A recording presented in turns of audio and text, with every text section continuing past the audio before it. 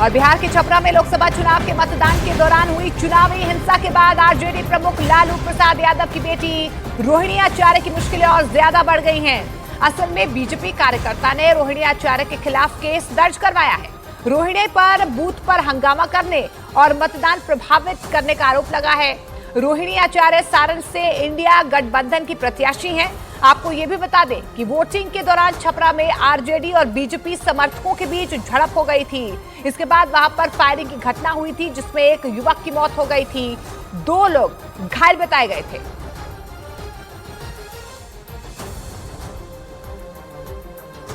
वहीं कांग्रेस नेता और पूर्णिया से निर्दलीय प्रत्याशी पप्पू यादव ने छपरा गोलीकांड में 302 के तहत मामला दर्ज करने की मांग की है और आरोप लगाया है कि पहले छपरा एक महान जगह थी, अब इसे गैंगलैंड बना लिया गया है। 302 का मुकदमा सब पर लागू किया जाए। जो लोग इन्वॉल्व है सीसीटीवी फुटेज के द्वारा, जो भी कानून को हाथ में लिया है, दोनों पक्ष के लोग, इधर से भी सुबह में कोई कानून हाथ में लिया है उन पर भी आप कार्रवाई करें, लेकिन एसपीडी ट्रायल तो 302 का करेंगे ना। 2 बच्चों की मौत अकारण, उसको भी आप देखिए क्यों हुई। तो आज पीस की जरूरत है छपरा में। छपरा हमेशा से ऐतिहासिक धरती रही है।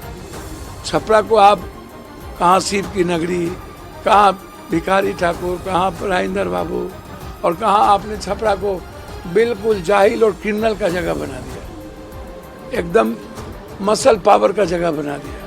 ये ऐसी राजनीति कब तक?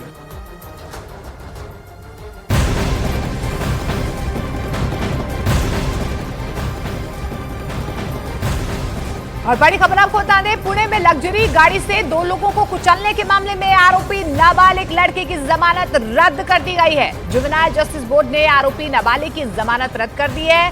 उसे 5 जून तक बाल सुधार गृह भेज दिया गया है।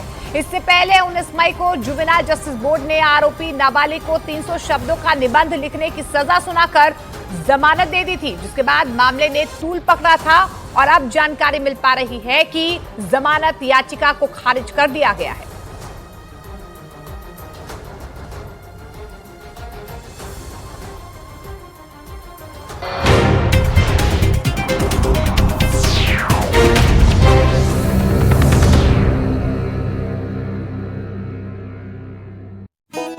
वीवीपैट मशीन में तोड़फोड़ करने वाले वाईएसआर कांग्रेस विधायक पिन्नेली रामकृष्ण रेड्डी को रोकने की किसी ने कोशिश तक नहीं की, और जो आदमी रोकने आया उसे वो उंगली दिखाकर धमकाते नजर आए। इस बीच बिहार की काराकाट लोकसभा सीट से निर्दलीय चुनाव लड़ने वाले भोजपुरी फिल्मों के एक्टर पवन सिंह को बीजेपी ने पार्टी से निष्कासित कर दिया। इस लोकसभा सीट पर उनका मुकाबला बीजेपी की अगुवाई वाले गठबंधन एनडीए के प्रत्याशी उपेंद्र कुशवाहा से होगा। पवन सिंह ने बीजेपी में रहते हुए बिहार की काराकाट लोकसभा सीट से निर्दलीय उम्मीदवार के तौर पर पर्चा भर दिया था, और इसी वजह से बीजेपी ने उन्हें पार्टी से निकालने का फैसला सुना दिया, क्योंकि माना जा रहा है कि बिहार की काराकाट लोकसभा सीट पर पवन सिंह एनडीए की तरफ से चुनाव लड़ रहे जेडीयू के प्रत्याशी उपेंद्र कुशवाहा के लिए मुश्किल खड़ी कर सकते हैं। इसी वजह से उन पर पार्टी विरोधी गतिविधियों में शामिल होने का आरोप लगाते हुए बीजेपी से निष्कासित कर दिया गया। हालांकि ऐसा करते ही बीजेपी लालू यादव की पार्टी आरजेडी के निशाने पर आ गई। आज इतने दिनों के बाद इनको याद आया कि पवन सिंह की जो गतिविधियां हैं बीजेपी के खिलाफ है, जो अब निकाल रहे हैं। पवन सिंह और बीजेपी के बीच खींचतान तब शुरू हुई थी जब उन्हें बीजेपी ने पश्चिम बंगाल की आसनसोल लोकसभा सीट से उम्मीदवार बनाया था, लेकिन उन्होंने आसनसोल से टिकट लौटाते हुए बिहार की काराकाट लोकसभा सीट से निर्दलीय नामांकन कर दिया था, जबकि काराकाट लोकसभा सीट बीजेपी ने गठबंधन में अपनी सहयोगी नीतीश कुमार की पार्टी जेडीयू को दी है। और पवन सिंह के यहां से नामांकन करने का मतलब ये हुआ कि वो इस सीट पर एनडीए के प्रत्याशी के खिलाफ ही चुनावी मैदान में कूद पड़े। तभी से ये माना जा रहा था कि बीजेपी उन पर एक्शन ले सकती है, और काराकाट में वोटिंग से पहले बीजेपी ने पवन सिंह को पार्टी से बाहर का रास्ता दिखा दिया। उधर पश्चिम बंगाल में कलकत्ता हाईकोर्ट के ओबीसी प्रमाण पत्र पर दिए फैसले पर सियासी घमासान मच गया। राज्य की मुख्यमंत्री ममता बनर्जी ने कोर्ट के इस फैसले को मानने से ही इनकार कर दिया। कलकत्ता हाईकोर्ट ने पश्चिम बंगाल में 2010 के बाद जारी सभी ओबीसी सर्टिफिकेट रद्द करने के आदेश दे दिए। हालांकि कलकत्ता हाईकोर्ट का यह आदेश उन लोगों पर लागू नहीं होगा जिन्हें पहले नौकरी मिल चुकी है या मिलने वाली है, लेकिन 2010 के बाद जारी सभी ओबीसी प्रमाण पत्र रद्द करने के कोर्ट के इस फैसले से पश्चिम बंगाल का सियासी पारा चढ़ गया। क्योंकि राज्य के मुख्यमंत्री ममता बनर्जी ने कोर्ट के इस फैसले को मानने से ही इनकार कर दिया। बीजेपी रायटा আমরা মানবো না, ओबीसी रिजर्वेशन চলছে চলবে। कलकत्ता हाईकोर्ट के फैसले पर ममता बनर्जी की इस टिप्पणी पर बीजेपी ने उन पर कोर्ट के अपमान का आरोप लगा दिया। उनको कभी जब पसंद होता है कोर्ट के राय को तो कहते हैं कि कोर्ट बहुत अच्छा है, जब पसंद नहीं होता है तो कहते हैं कोर्ट उठा देना चाहिए। जानकारी के मुताबिक ममता बनर्जी सरकार के ओबीसी आरक्षण देने के फैसले के खिलाफ 2011 में जनहित याचिका दाखिल की गई थी। दावा किया गया कि 2010 के बाद दिए गए सभी ओबीसी सर्टिफिकेट 1993 के पश्चिम बंगाल पिछड़ा वर्ग आयोग अधिनियम को दरकिनार कर दिए गए। इसी पर सुनवाई करते हुए कलकत्ता हाईकोर्ट ने 2010 के बाद जारी सभी ओबीसी प्रमाण पत्र रद्द कर दिए और पिछड़ा वर्ग आयोग को 1993 के पश्चिम बंगाल पिछड़ा वर्ग आयोग अधिनियम के तहत ओबीसी की नई सूची तैयार करने के निर्देश दे दिए।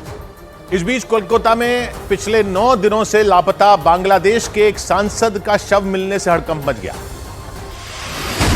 कोलकाता के न्यू टाउन इलाके में बांग्लादेश के सांसद अनवरुल अजीम का शव बरामद हुआ। वो पिछले 9 दिन से लापता थे। खबर है कि 12 मई को वो अपना इलाज करवाने के लिए बांग्लादेश से कोलकाता आए थे और वहां अपने किसी दोस्त के यहाँ ठहरे थे। आशंका जताई जा रही है कि उनकी हत्या की गई। दिल्ली बीजेपी ने चुनाव आयोग से वोटिंग के दौरान किसी को भी बुर्का और मास्क पहनकर वोट डालने की इजाजत न देने की मांग की। दिल्ली बीजेपी ने आशंका जताई कि 25 मई को मतदान के दौरान दिल्ली के पड़ोसी राज्यों के कुछ वोटर फर्जी वोटिंग कर सकते हैं। इसलिए उसने चुनाव आयोग से मांग की कि वोटरों के चेहरे पूरी तरह खुले होने चाहिए। पतंजलि विज्ञापन मामले में केरल के कोषिकोड की कोर्ट ने बाबा रामदेव और उनके सहयोगी बालकृष्ण को नोटिस भेजा और 3 जून को कोर्ट में पेश होने का आदेश दिया। कोषिकोड की कोर्ट में पतंजलि की कुछ दवाओं के खिलाफ मामला दर्ज कराया गया था। उधर बड़ी खबर आई गर्मी से जुड़ी। मौसम विभाग ने आशंका जताई कि आने वाले कुछ दिनों में दिल्ली समेत उत्तर भारत के कई राज्यों में पारा 50 डिग्री के पार जा सकता है। मौसम विभाग पहले ही गर्मी का रेड अलर्ट जारी कर चुका है। इसके बाद उसने अनुमान लगाया कि आने वाले कुछ दिनों में कई जगहों पर तापमान 2 से 3 डिग्री और बढ़ सकता है, यानी 50 डिग्री या फिर उससे ज्यादा हो सकता है, क्योंकि दिल्ली समेत उत्तर भारत के कई राज्यों में अधिकतम तापमान 46 से 48 डिग्री के बीच दर्ज किया गया और अगर अगले कुछ दिनों में अधिकतम तापमान 2 से 3 डिग्री और बढ़ने का अनुमान है तो फिर तो पारा 50 डिग्री पार कर जाएगा। और गर्म तवे जैसा तप रहा उत्तर भारत और उबलने लगेगा। हीट वेव की वजह से इस बार गर्मी ने ऐसा कहर ढाया कि धूप में निकलते ही लोग झुलस गए। राजस्थान के बीकानेर में तो इतनी गर्मी पड़ी कि रेत में डालने पर पापड़ ही सिक गया। वहां तपती गर्मी से सीमा पर तैनात एक जवान ने ऐसा करके दिखाया। उसने पापड़ को कुछ देर के लिए रेत के अंदर रखा और फिर जब उसे बाहर निकाला तो पापड़ सिका हुआ था। राजस्थान में इस बार जबरदस्त गर्मी पड़ रही है। मौसम विभाग ने पश्चिमी राजस्थान में रेड अलर्ट जारी किया हुआ है और अगले कुछ दिन में पारा और चढ़ने का अनुमान है। अगले 48 से 72 घंटों में राजस्थान के अधिकतर इलाकों में अधिकतम तापमान में और 1 से 2 डिग्री सेल्सियस की बढ़ोतरी होगी। मौसम विभाग ने जानकारी दी कि राजस्थान के कई इलाकों में दिन और रात दोनों का अधिकतम तापमान बढ़ा हुआ है और अगले 4 से 5 दिन में वहां वार्म नाइट का अनुमान लगाया गया। बताया गया कि राजस्थान के कई इलाकों में रात का अधिकतम तापमान सामान्य से 5 डिग्री ज्यादा रह सकता है और दिन और रात दोनों समय गर्मी